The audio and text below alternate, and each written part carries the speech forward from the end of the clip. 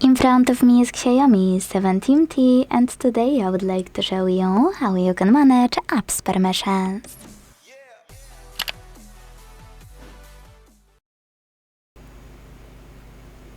First of all, you need to open Devices Settings and scroll to click on this section here called Security and Privacy. Then scroll again, choose Privacy Controls, and after scrolling down one last time, hit Permission Manager. Now it's time to pick any feature you wanna manage. For example, let's access microphone and pick one of those apps under one of those sections. Allowed all the time, allowed only while in use, or not allowed.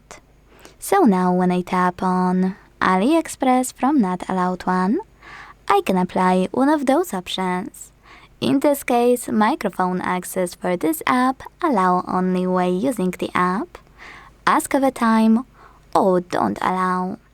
Let's go with the first one, so when I go back to check, AliExpress just gained access to my device's microphone while I'm using this app. But what I like to do is to pick any feature, tap on an app I'm interested in, and select tiny text at the bottom, see all permissions. This way I can manage all of those, only for a chosen app, the same way. Thanks so much for watching. If you enjoyed this video, leave a like, comment, and subscribe.